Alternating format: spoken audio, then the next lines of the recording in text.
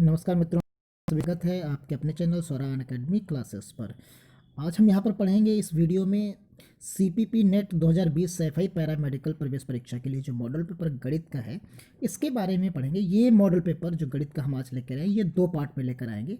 आज हम 15 क्वेश्चंस पढ़ेंगे, बाकी के क्वेश्चंस जो हैं नेक्स्ट वीडियो में पढ़ेंगे। तो इसलिए क्योंकि मैथ्स का है, इस पर सॉल्यूशन भी देना पड़ता है, लगाना पड़ता है, तो इसलिए थोड़ा सा टाइम टेकिंग ज़्यादा हो जाएगा। इसलिए यहाँ हम 15 क्वेश्चंस पर ही चर्चा करने की कोशिश करेंगे कि वही पूरे हो जाए। तो आइए शुरू करते हैं आज का ये वीडियो। उससे पहले अगर आप हमारे चैनल पर नए हैं और सब्सक्राइब नहीं किए हैं तो बिल्कुल सब्सक्राइब कर लीजिए। और इसके पहले के केमिस्ट्री, फिजिक्स और बायो के मॉडल पेपर पड़े हुए हैं हमारी प्लेलिस्ट में, सैफई पैरामेडिकल के नाम से है, उसमें चैनल पर जाकर आप देख सकते हैं। तो इसका पहला क्वेश्चन हम देखते हैं। तो पहले क्वेश्चन में देखिए, if A, B and C are any three sets, then A in bracket B union C is equal to, यहाँ पर आपको बताया गया है कि इस देखिए यहाँ पर जो है आप इसको सॉल्व करके हमको यहाँ पर देखना है कि किस प्रकार ये चीज़ों को सॉल्व कर पाएंगे, कौन सा इसमें से ऑप्शन सही होगा। तो देखिए हम सभी लोग जानते हैं कि जब हम इस पर्टिकुलर जो हमको दिया गया है ए, यहाँ पर देखिए यहाँ पर जो हम जानते हैं, सभी लोग फार्मूला जानते हैं इसके बारे में, तो इसको हम लिखते हैं। सबसे पहले देखिए यहाँ पर जो इसका ए बी यूनियन सी, ये सभी हम लोग जानते हैं। अब इसी को अगर हम इक्वल टू में लिखना चाहें तो क्या लिख सकते हैं, ए जो बनेगा हमारा a subtraction by b and another bracket में क्या बनेगा, इंटरसेक्शन ए माइनस सी, ये इस तरीके का कुछ बनेगा।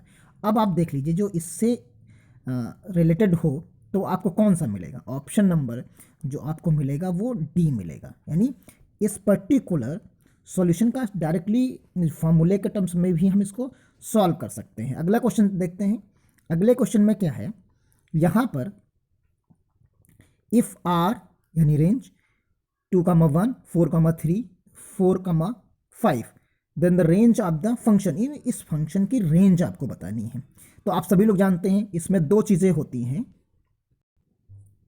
जो लास्ट में होता है हमारा, एक डोमेन होता है और एक रेंज होता है। तो जो लास्ट में है ये सारी रेंज है, आप सभी लोग जानते हैं, पढ़ चुके हैं, और ये सारी रेंज है। तो इन रेंज की अगर हम यहाँ पर बात करें तो रेंज में आप देखेंगे कि जो मुझे रेंज मिलेगी पर्टिकुलर, हम इस पर्टिकुलर रेंज की बात करें अगर, तो जो मुझे रेंज मिलेगी वो मिलेगी 1,3,5, ये चीज़ हमें यहाँ पर मिल जाएगी।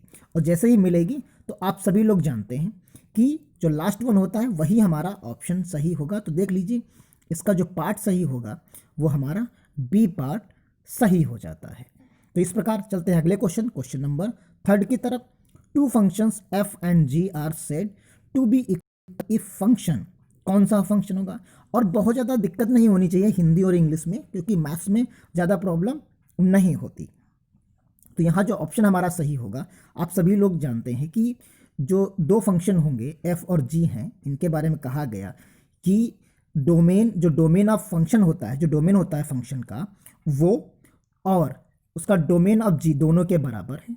फिर एक कहा जा सकता है कि जो कोडोमेन होंगे और जो कोडोमेन ऑफ जी होंगे दोनों के बराबर हैं। और एफ ऑफ जी तो जो फंक्शन होगा वो सारी वैल्यू पर भी जो है इक्वल होगा। अगर ये कंडीशंस फुलफिल हो रही, ये फुलफिल हो रही, ये भी, तो ये सब चीज़ें एक दूसरे से लिंक हो जाती हैं। अगर हम इक्वल के टर्म्स में कहते हैं, two function F and G are said to be equal, अगर हम इक्वल कह देंगे तो ये सारी चीज़ें तीनों के तीनों सेटिस्फाई कर जाती हैं। तो उस स्थिति में हमारा जो आंसर करेक्ट होगा वो आंसर हो जाएगा हमारा ऑल अबव, यानी ऑप्शन इसका डी सही हो जाएगा। अगले क्वेश्चन की तरफ चलते हैं। The value of cos 5 pi is, तो अब cos 5, इसमें गणित हिंदी और अंग्रेजी का कोई मतलब ही ज़्यादा नहीं होता। तो यहाँ cos 5 ए का जो है हम मान जब निकालेंगे तो कैसे निकालेंगे, देखिए इसको लिखते हैं, इसको हमको तोड़ना पड़ेगा। cos 5 पाई का हमने तोड़ा तो इसको हम क्या लिख सकते हैं, cos पाई प्लस 4 पाई, आप लिख सकते हैं आसानी से, इसको 4 पाई लिख दिए। अब आप जानते हैं जब ये चेंज होगा 180 प्लस थीटा में तो ये क्या बनेगा, ये बन जाएगा cos पाई बन जाएगा, और कॉस पाई का मान आप जानते हैं -1 होता है। तो -1 का मतलब क्या हो गया, आपका जो आंसर सही हुआ वो सी पार्ट सही हो जाता है।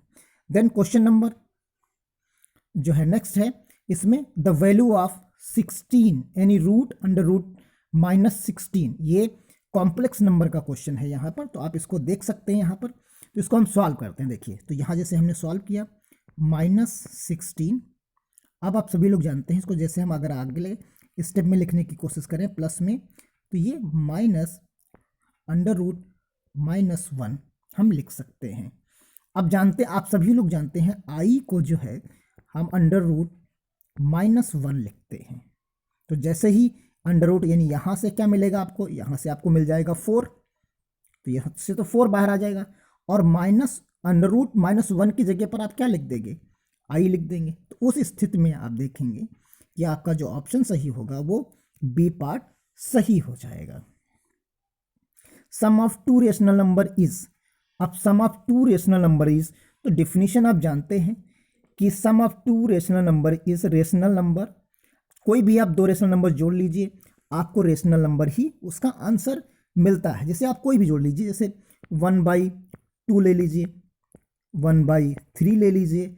अब आप इसको जोड़ेंगे तो 3 + 2/6 हो जाएगा, और इसको क्या मिलेगा, 5/6 मिलेगा। यानी ये क्या होगा, ये भी एक रेशनल नंबर ही है, तो इसलिए इसका ऑप्शन जो सही होगा वो ए पार्ट इसका सही हो जाएगा, rational number. Then next question, the solution of inequality is, आपको यहाँ पर दिया है मॉडुलस x - 1 < 2, यहाँ पर है, इसको हम सॉल्व करेंगे। देखिए, इसकी इनइक्वालिटी आप आसानी से सॉल्व भी कर सकते हैं, -1 और यहाँ 2 से छोटा और -2 से हम बड़ा ले लेते हैं, ये इसकी डिफिनीशन होती है। तो जैसे ही यहाँ पर हम इसको सॉल्व करेंगे, देखिए x - 1 2 और ये -2, ये चीज़ हमने यहाँ पर लिख दी। अब यहाँ 1 प्लस कर देते हैं, जैसे नॉर्मली हम सॉल्व करते हैं, जो चीज़ इधर करेंगे वही चीज़ दूसरी तरफ हम कर सकते हैं। तो x प्लस हमारे पास क्या आएगा 1, और यहाँ पर ये -1 रहेगा इस जगह पर। देखिए आप यहाँ पर आप देख सकते हैं x रहेगा यहाँ पर, और x के बाद आप -1 +1 और यहाँ 2 + 1। अब सॉल्व करेंगे तो यहाँ -1 बचेगा, और यहाँ x बचेगा, और यहाँ 3 हो जाएगा। तो जिसकी रेंज यानी जो बनेगा क्राइटेरिया वो -1 to 3 बनेगा, यानी जो ये बिलोंग करेगा, आप समझ सकते हैं। देखिए, ये जो बिलोंग करेगा वो x बिलोंग्स टू करेगा -1, 3। तो इस स्थिति में आप देख सकते हैं इसका जो बी पार्ट है वो आपको इसका ऑप्शन मिल जाएगा। अगले क्वेश्चन की तरफ चलते हैं। If repetition of the digits is allowed then the number of even natural numbers having 3 digits. अब यहाँ पर देखिए क्वेश्चन जो कह रहा है कि जो रिपीटेशन जो है वो अलाउ किया जा रहा है, और इवन नेचुरल नंबर्स के बारे में 3 डिजिट्स के लिए। तो यहाँ हम 3 डिजिट्स की बात करें अगर, तो हमारे पास जो नंबर्स मिलते हैं आपको, देखिए यहाँ पर अगर मैं समझाने की कोशिश करूँ, देखिए 0 है, 2 है, 4 है, 6 है, 8 है। ये 5 डिफरेंट जो हैं वे हैं इसके, तो हम रिप्रेजेंट करने की कोशिश कर सकते हैं। अब जब 10वें प्लेस की बात अगर हम करें, जो 10th प्लेस इसकी होगी उस पर एक हो सकता है, एक 100 प्लेस हो सकती है 3 नंबर्स में, तो यही चीज़ें हो गई। तो अगर हम कहें कि 5 तरीके हैं इसके, और उसके 10 तरीके हो सकते हैं 10th पे, और उसमें जो 100 प्लेस पे होगा उसमें 9 तरीके हो सकते हैं। तो 9 × 45 गुणे 10, और आंसर 450 आप देख सकते हैं। ये सी ऑप्शन आपका यहाँ सही हो जाएगा। अगला क्वेश्चन है the value of p n(n-1), इसको आप सॉल्व कर लीजिए। तो आप सभी लोग जानते हैं इसको, n फैक्टोरियल डिवाइडेड बाई जो है n-1। आप इसको सॉल्व कर सकते हैं। जैसे ही आप सॉल्व करेंगे नीचे का जो है पूरा का पूरा सॉल्व हो जाता है, ऊपर केवल n फैक्टोरियल ही बचेगा, जिससे आपका ऑप्शन जो है वो सी सही हो जाएगा। उम्मीद करता हूँ आपके सवाल में सवाल आ रहे होंगे, और आप बायो केमिस्ट्री फिजिक्स के पढ़ना चाहें तो आप वहाँ पढ़ सकते हैं हमारी प्लेलिस्ट में जाकर, जो सैफई पैरामेडिकल के नाम से बनी हुई है। यहाँ पर the greatest coefficient in the expansions of 1 plus, यहाँ पर लिखा है 1 प्लस एक्स की पावर 10 यहाँ पर है। अब आप इसको एक्सप्रेस करना है यहाँ पर हमें, तो हम इसके कोफिशिएंट्स आप हमको देखने हैं हाईएस्ट की क्या होंगे। तो आप सभी लोग जानते हैं जैसे हाईएस्ट का है तो 10 CR के टर्म्स में है, इज मैक्सिमम फॉर होगा, तो किसके लिए मैक्सिमम होगा, तो 10 के लिए मैक्सिमम हो सकता है। तो इसका रेंज हम देख सकते हैं कि कितनी रेंज के टर्म्स में ये आएगा। तो इसको हम अगर सॉल्व कर लें इस मेथड से, जितना भी हम सॉल्व करेंगे तो आप देख सकते हैं यहाँ पर सॉल्व करने के बाद कुछ यहाँ हमको ऐसा मिलेगा 10C5 के रूप में हमको यहाँ पर मिलेगा। अब इसको जब हम सॉल्व करेंगे तो 10 फैक्टोरियल 5 फैक्टोरियल की पावर 2 के टर्म्स में हमें मिल जाएगा, जो इसका बी ऑप्शन यहाँ पर होगा। यानी हम इसे बी ऑप्शन के रूप में आप लगा भी सकते हैं आसानी से, बहुत कठिन सवाल नहीं है और बहुत ज़्यादा कठिन सवाल पूछे भी नहीं जाते। एक एवरेज यानी एवरेज जो क्वेश्चंस होते हैं टफ में, उन्हीं वही सवाल पूछे जाते हैं।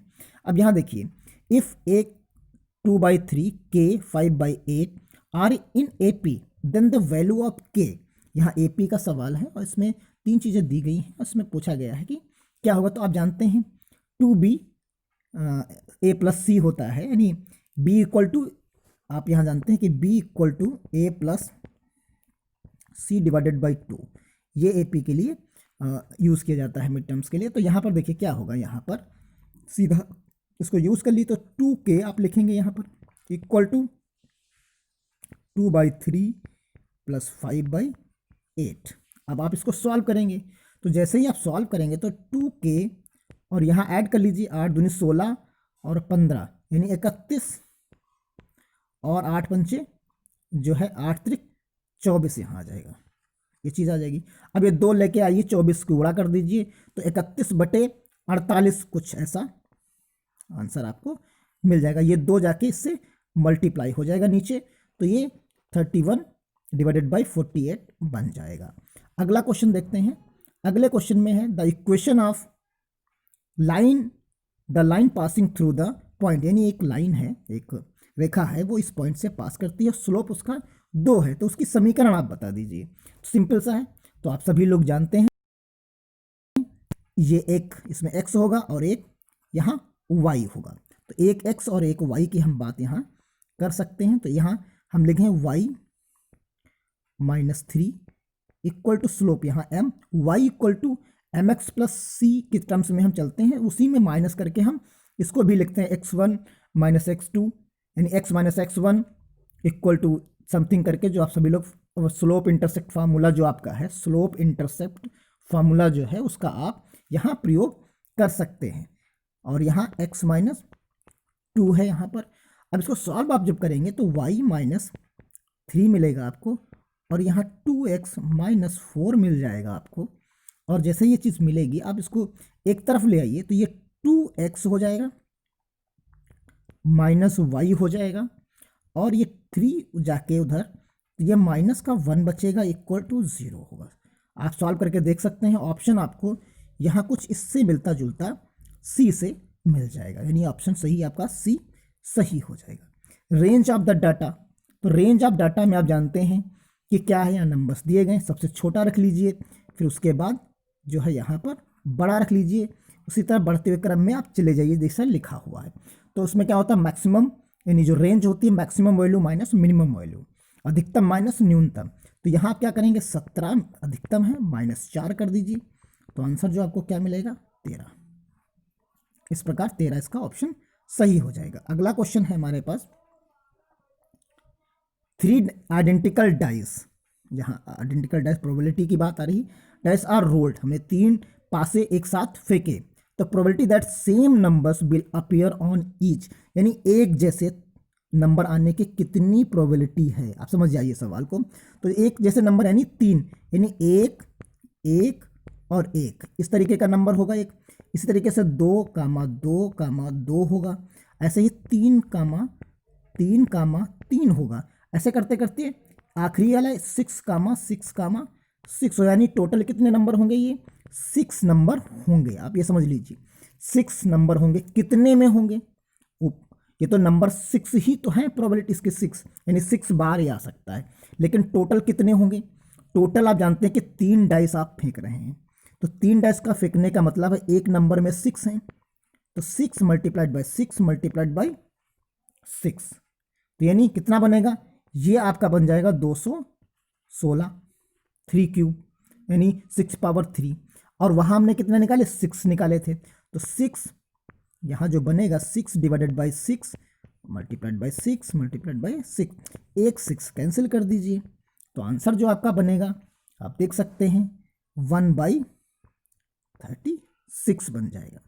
तो ये चीज़ यहाँ पर आप कंसीडर कर सकते हैं, ऑप्शन इसका बी सही होगा। अगला क्वेश्चन आप देख सकते हैं, और ये लास्ट वन है आज वीडियो का।